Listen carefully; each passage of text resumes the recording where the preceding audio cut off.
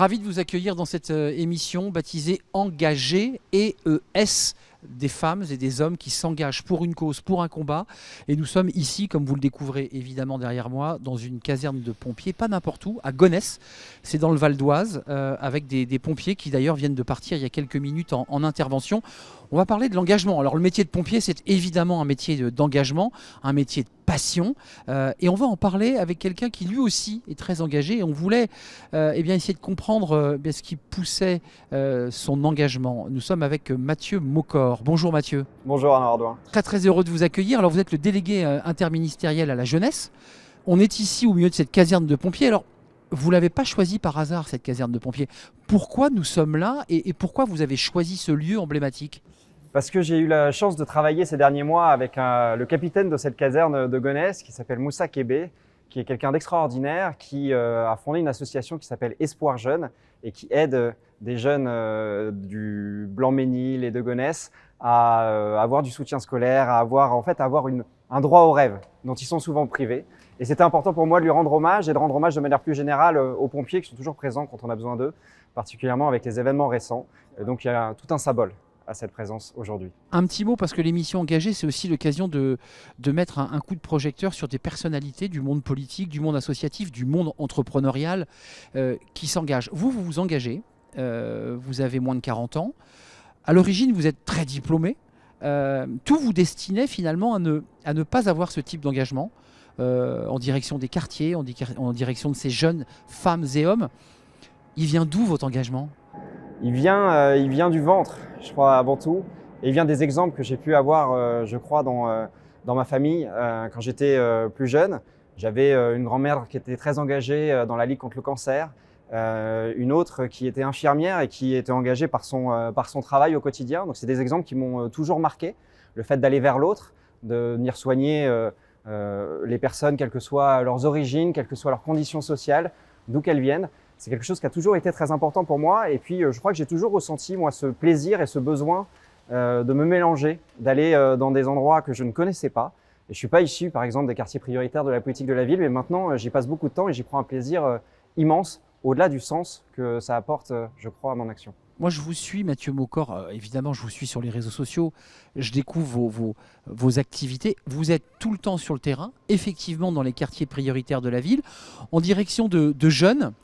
Et quand on leur parle à ces jeunes, ils vous disent deux choses. Ils vous disent, de temps en temps, j'aimerais qu'on me donne ma chance. Et je suis persuadé que vous découvrez en eux un potentiel incroyable. Est-ce que vous avez ce sentiment-là, quand vous êtes à leur côté, quand vous êtes au milieu d'eux, parce que fréquemment, vous êtes au milieu d'eux, qu'est-ce que vous ressentez ? Moi, d'abord, je ressens leur énergie, je ressens qu'on a des talents. Je ressens un grand gâchis parfois de voir des talents qui ne sont pas reconnus. Et ce que j'ai l'habitude de leur raconter, puisque souvent ils me demandent, expliquez-moi les codes, dites-nous comment ça se passe, comment on doit s'adapter. Exactement. Maintenant, j'habite effectivement à Paris du fait du travail, mais ils me demandent voilà comment ça se passe pour un entretien d'embauche, comment est-ce qu'il faut s'orienter dans la vie, etc. Et ce que je leur dis souvent, c'est les amis, vous avez autant à m'apporter que moi j'ai à vous apporter. Vous maîtrisez aussi des codes que je n'ai pas forcément. Vous savez faire des choses que je sais pas faire. Vous avez des goûts musicaux que j'ai pas forcément. Vous avez des compétences que j'ai pas forcément. Vous êtes parfois engagé dans des associations. Vous savez réparer des mobylettes. Vous savez faire des choses artistiques extraordinaires. Vous êtes parfois super fort en maths alors que moi je l'étais pas tellement, etc., etc. Et en fait, c'est ça qui est intéressant dans le dialogue que j'essaye d'avoir avec eux. C'est un dialogue entre guillemets de talent à talent. On s'apporte l'un l'autre et on en ressort grandi tous ensemble. J'ai vu ces séquences très fortes à Matignon. Matignon, c'est un lieu emblématique. Toutes les télévisions sont à Matignon. On filme la première ministre. Des jeunes réunis, jeunes et moins jeunes d'ailleurs, qui sont venus parler à cœur ouvert à la première ministre, évidemment aux délégués interministériels. Là, c'était la passerelle dans l'autre sens. C'est-à-dire que ces jeunes prenaient le RER, prenaient leur train, allaient dans un lieu où il faut montrer patte blanche, la carte d'identité, et enfin pouvaient s'exprimer. J'ai trouvé que ces séquences étaient d'une très grande force.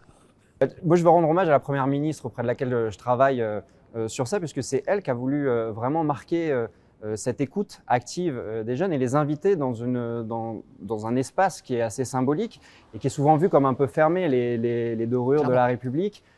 Souvent, on se demande ce qu'il y a derrière exactement. Et on a vraiment ouvert Matignon tous les mois, entre janvier et mai, en faisant des rencontres thématiques sur l'égalité des chances, sur l'engagement, sur l'écologie, sur la vie quotidienne des jeunes, pour prendre le temps vraiment, et on a pris du temps, c'était des sessions de 2 heures, 2 heures et demie à chaque fois, où les jeunes jouaient un peu à un jeu de « si j'étais Première ministre, voilà ce que j'aurais comme proposition, enfin, voilà ce que je ferais, voilà la proposition que j'aurais envie de vous faire ». Et c'est vraiment sur cette base-là qu'on a ensuite construit un certain nombre d'actions qu'on a annoncées au mois de juin dernier. Une longue liste de propositions et d'actions. Oui, en fait, on est vraiment reparti. On le dit souvent en politique, on va repartir de ce que nous disent les gens. Là, on l'a vraiment fait. On ne le fait pas toujours. Là, on l'a vraiment fait. Et voilà, on a des jeunes, par exemple, de Saône-et-Loire qui sont venus nous dire « Bah oui, moi j'ai un problème, j'ai pas de bus qui va dans mon petit village. Du coup, je fais comment pour les transports mes parents sont obligés de m'amener à l'arrêt de bus, puis ensuite je prends le bus pour aller à la ville où j'ai mon lycée. Du coup, c'est galère, à la fois concret, pour ma scolarité, c'est galère pour ma vie sociale, parce qu'en plus de ma scolarité, quand je veux rejoindre mes potes, je peux pas me déplacer. Je peux avoir un scooter, mais mes parents sont pas à l'aise avec ça. Et donc, ça a donné un gros travail qu'on a fait sur le permis de conduire et le fait qu'à partir de janvier prochain, on va avoir le permis de conduire qui va passer à l'âge de 17 ans. Le fait de pouvoir conduire seul, on a évidemment regardé tous les sujets de sécurité routière et vérifié que les pays qui le faisaient n'observaient pas de surmortalité à cet âge-là. Ce n'est pas le cas. Et donc, on a donné le go. Et c'est une mesure très concrète et qui vient vraiment des discussions qu'on a eues avec les jeunes. Un mot comme avant de nous quitter, c'est très philosophique, mais j'ai le sentiment aussi que la réussite de la France passe par la réconciliation de ces univers. La passerelle que vous êtes en train d'essayer de tisser, de construire, la réussite française, elle passe aussi par le fait qu'on vive tous ensemble et qu'on donne la chance à tous. Liberté, égalité, fraternité. Le troisième mot de fraternité, il est toujours plus flou, plus filandreux. On a du mal parfois à lui donner une concrétisation pratique. Vous voyez, en plus, là, j'utilise une forme de novlangue, concrétisation pratique, parce que la fraternité, en fait, elle se vit. C'est s'engager au quotidien l'un pour l'autre, c'est se mélanger. Et c'est ce dont on a avant tout besoin, d'une reconnaissance l'un de l'autre.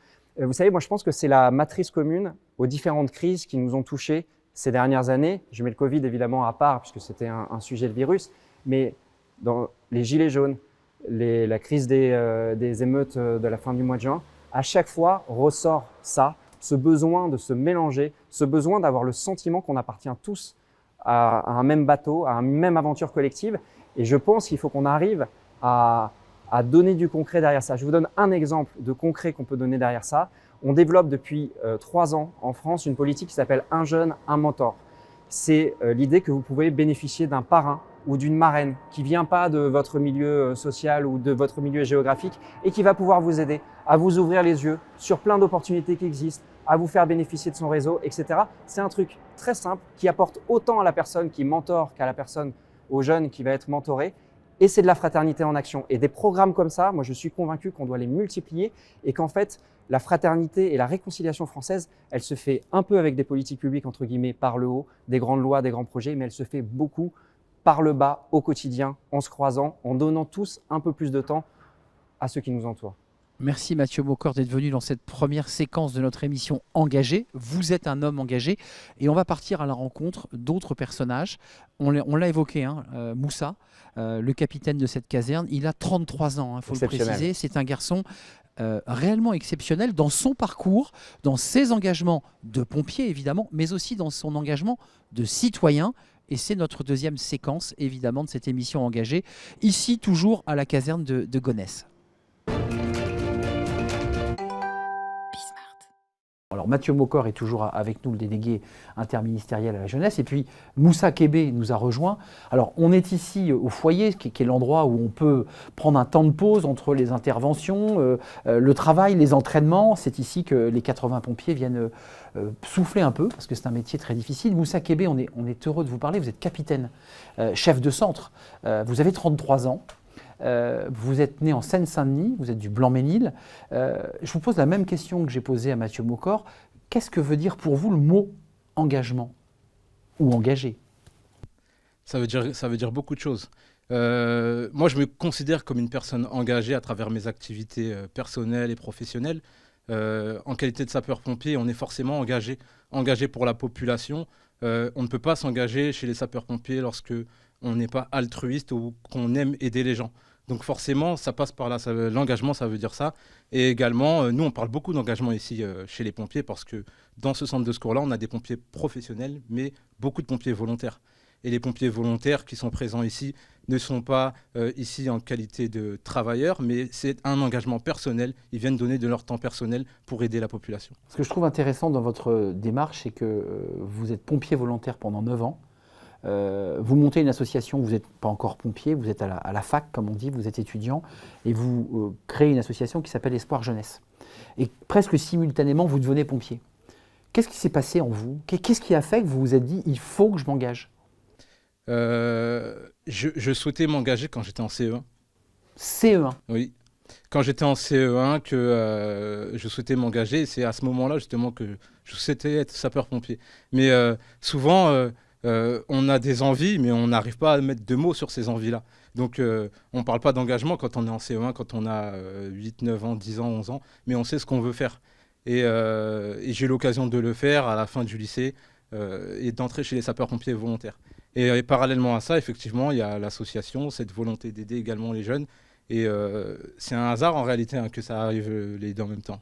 Est-ce que, et je vais bien sûr poser la même question à Mathieu Maucor, et je lui ai posé tout à l'heure cette idée d'être une passerelle entre des univers et des mondes. Vous venez de Seine-Saint-Denis avec tous les clichés que véhicule la Seine-Saint-Denis, avec de la délinquance, avec des émeutes, avec des tensions, avec des violences. Qu'est-ce que vous leur dites à ces jeunes? Qu'est-ce que vous avez envie de leur dire? Ce ne sont que des clichés. C'est-à-dire qu'on parle de ces mots-là, mais il faut savoir une chose, c'est que c'est une très large minorité et beaucoup de jeunes dans ces quartiers-là, dans notre département et même d'autres, font des choses exceptionnelles.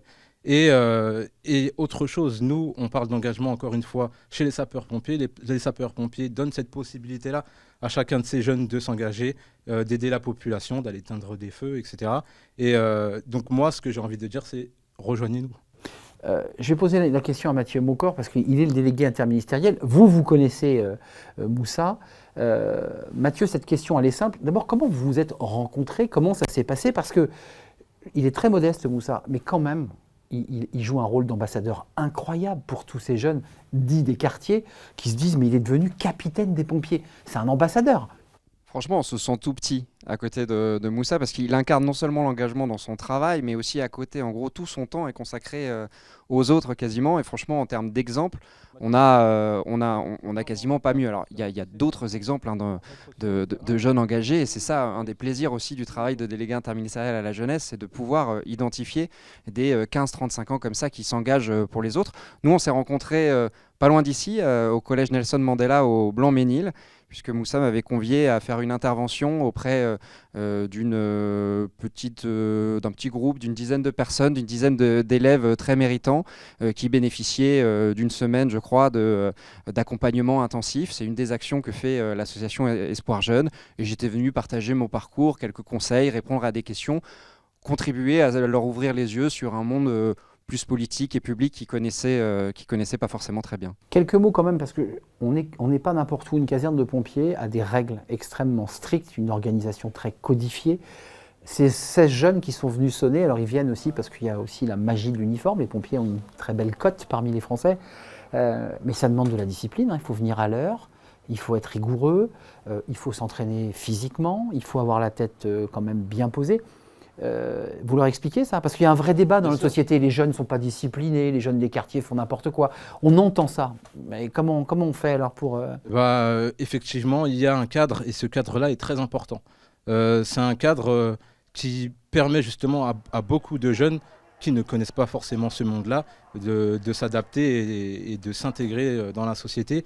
Et de trouver un cadre. Et de trouver un cadre. Et nous, on n'a aucune pitié. Hein, c'est-à-dire que ceux qui viennent au centre de secours doivent se plier à ces règles-là et doivent le faire correctement. Et très souvent, ils arrivent à s'y faire, hein, même si pour certains, c'est un peu plus compliqué que pour d'autres. Mais en tout cas, ça se fait très bien. Avant de donner la parole à Mathieu Maucor, je suis resté quelques temps avec vous dans cette caserne pour m'imprégner aussi, pour partager des moments. J'ai trouvé que vous étiez finalement dans cette nouvelle génération des pompiers officier, car vous êtes un officier. Peut-être serez-vous destiné à une belle carrière, parce qu'à 33 ans, capitaine, ça vous ouvre des horizons assez intéressants. Je vous ai trouvé très cool dans votre management. C'est ça la nouvelle génération? C'est aussi ça que vous voulez montrer? En fait, moi, je suis persuadé que le management, c'est très important. Et on a des objectifs derrière tout ça. L'objectif, aujourd'hui, 80% des pompiers en France sont volontaires. On se doit de faire en sorte que les pompiers restent, et que les jeunes surtout veuillent intégrer les sapeurs-pompiers. Oui, c'est un enjeu aussi de renouvellement de... Exactement. bien sûr. Et on est dans une nouvelle génération, c'est-à-dire que avant, pour les plus anciens, il y a des choses qu'ils avaient la capacité d'accepter que les jeunes n'ont plus la capacité d'accepter. Donc c'est à nous de nous adapter. Et moi, dans mon management, j'essaie de faire en sorte que tout le monde se plaise, que tout le monde vienne avec le sourire au centre de secours. Mais derrière tout ça, on reste quand même très ferme. Il y a quand même une certaine discipline. On ne laisse pas passer tout. Mais on est quand même assez bienveillant dans ce qu'on fait. Et c'est ce qui fait que dans la caserne, il y a une bonne ambiance et que tout le monde est content en fait, de venir. Dans vous, parce que j'ai posé la question de la même manière à Mathieu Maucor, il est délégué interministériel à la jeunesse, il porte un certain nombre de dossiers concrets. Votre jeunesse, elle a été difficile?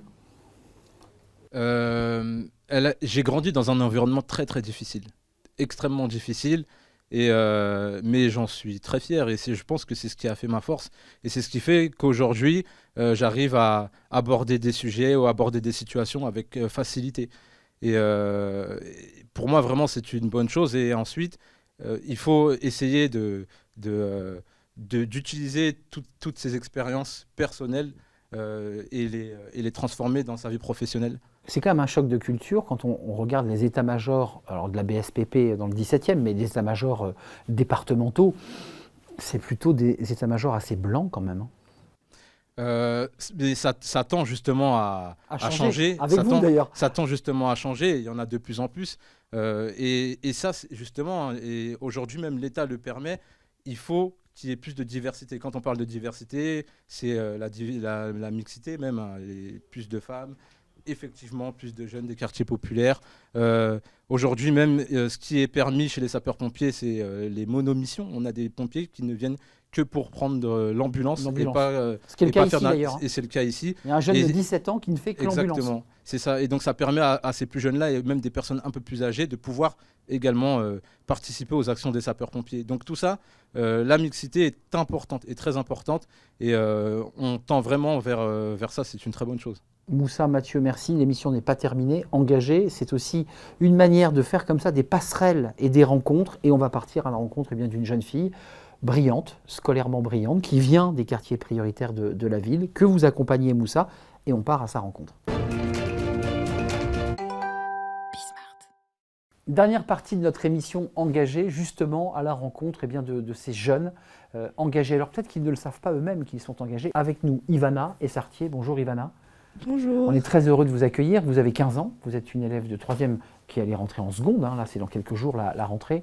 Vous avez préparé Henri IV, on reviendra évidemment sur ce désir d'intégrer Henri IV, et accompagné par cette association Espoir Jeune, et à vos côtés, Mathieu Maucor, le délégué interministériel à la jeunesse. Et vous vous connaissez parce que Mathieu Maucor est venu faire une présentation de ses activités, de son engagement dans votre établissement Nelson Mandela. D'abord, Ivana, est-ce que vous avez le sentiment, puisque c'est le titre de notre émission, d'être une jeune fille engagée? Oui, j'ai le sentiment d'être une jeune fille engagée parce que je me suis j'ai toujours défendu ce que je pensais, mes idées, mes pensées et mes valeurs auprès de plein d'activités.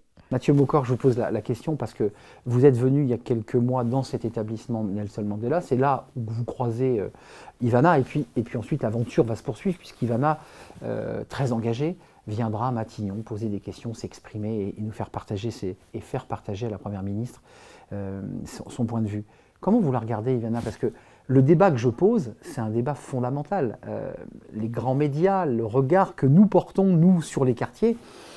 Moi, j'aimerais bien qu'on voit des Ivana partout à la télévision. D'ailleurs, merci de lui donner la parole aujourd'hui, parce que, vous l'avez dit tout à l'heure, Arnaud Ardouin, moi je suis très souvent dans les quartiers prioritaires. franchement, les jeunes, ils sont engagés, ils ont envie de s'en sortir, ils ont souvent envie d'ailleurs de partir, d'aller découvrir d'autres horizons. Ils ne connaissent pas toujours les autres horizons. Une question toute simple que je leur pose très souvent, c'est est-ce que vous êtes déjà allé dans une autre région que la vôtre? Est-ce que vous avez déjà pris le TGV? Très souvent, une fois sur deux, la réponse est non à la question autre région ou TGV. Ivana, je vous pose la question parce que je sais que c'est un peu sensible ce sujet. D'abord, l'accompagnement d'Espoir Jeune. Si l'association n'avait pas été là, qu'est-ce que vous auriez fait? Qu'est-ce que vous seriez devenu? Est-ce que votre vie aurait été différente sans l'accompagnement de l'association? Bien sûr, ma vie elle serait différente, mais j'aurais toujours continué à me battre, toujours continué à travailler d'arrache-pied, j'aurais toujours gardé mes ambitions. Mais c'est vrai que grâce à eux, j'ai pu aller dans des endroits où je ne serais jamais allée. Ils m'ont ouvert des portes que personne n'aurait pu m'ouvrir. On peut le dire, vous avez fait un stage à l'ambassade du Koweït, dans les pas de l'ambassadrice. Oui, C'est incroyable. je dirais plus que ça. Ouais, C'est plus que ça. inimaginable. Et vous l'avez vécu. Soutien scolaire, l'association c'est le soutien scolaire, c'est l'accompagnement scolaire, mais vous me disiez que c'était aussi une manière de vous donner confiance, de mettre le petit tour de manivelle pour vous faire partir. Oui, parce qu'ils nous donnent de la confiance. Ils nous montrent que c'est pas parce que vous venez de cet endroit-là que forcément ça vous définit justement. Vous pouvez être qui vous voulez. Et c'est ça que prône l'association. Mathieu Mocor, c'est assez émouvant ce que dit Ivana. Ce qui est assez dingue, c'est cette détermination qui anime beaucoup de ces jeunes qu'on croise en permanence, cette envie d'y arriver et qui diffuse souvent entre eux. Parce que quand vous avez une Ivana dans une classe, forcément ça déteint sur les camarades. Et c'est un peu l'école Moussa Kébé, il y a beaucoup d'humilité dans son expression. Et de détermination. En fait, là, on a à côté de nous un modèle aussi pour les plus jeunes dans le collège Nelson Mandela qui voient aussi ces parcours-là. Et je sais que parfois, tu prends la parole devant eux pour expliquer tout ça. Et je trouve que c'est très, très inspirant pour eux de se dire qu'en fait, on lâche rien.